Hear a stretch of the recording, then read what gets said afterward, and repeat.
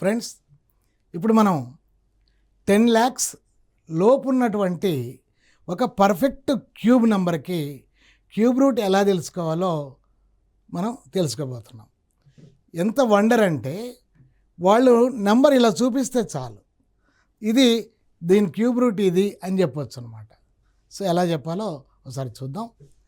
Right, for example 474552 దీని యొక్క cube root ఎంత అని అడిగారు. అడిగినప్పుడు మీరు ఈ టేబుల్ గుర్తుపెట్టుకోవాలి. ఫస్ట్ ఏంటి, ఇక్కడ ఇది క్వశ్చన్, ఇది ఆన్సర్. అంటే ఇక్కడ ప్రశ్నలో చివరి అంకె 1 ఉంటే మనకి ఇక్కడ 1 ఉంటుంది.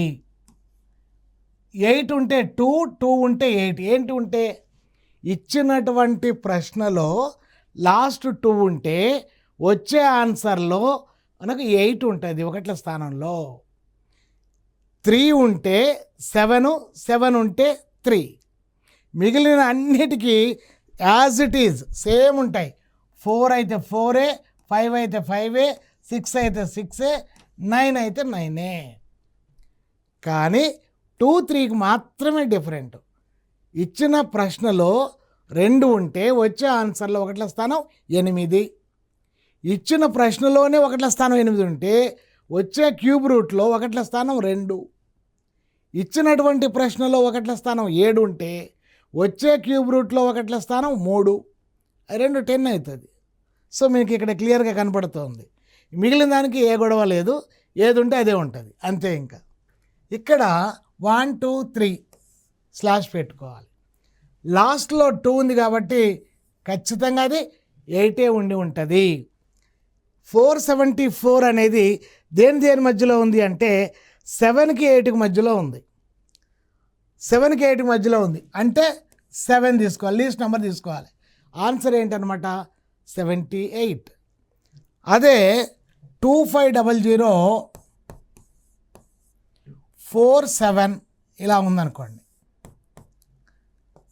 1 2 3 ఇక్కడ లాస్ట్లో 7 ఉంటే ఖచ్చితంగా 3 ఉంటుంది.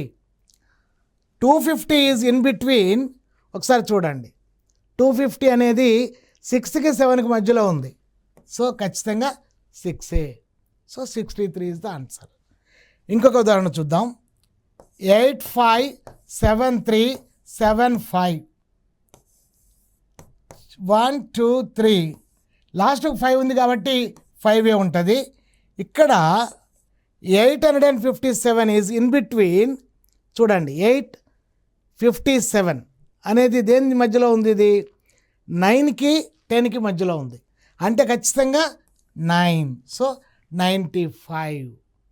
ఇట్లా ఈ లెఫ్ట్ పార్ట్ అనేది దేని మధ్యలో ఉంటుందో దాంట్లో ఉన్నటువంటి లీస్ట్ నెంబరే 10ల స్థానం అవుతుంది. సో 1ల స్థానాన్ని ఎలా సెలెక్ట్ చేసుకోవాలో తెలిస్తే 10ల స్థానాన్ని ఈ విధంగా దేని మధ్యలో ఉందో చూసి అందులో లీస్ట్ నెంబర్ తీసుకుంటే ఆ క్యూబ్ రూట్ ఏంటో ఈజీగా అర్థమైపోద్ది. That is the thing.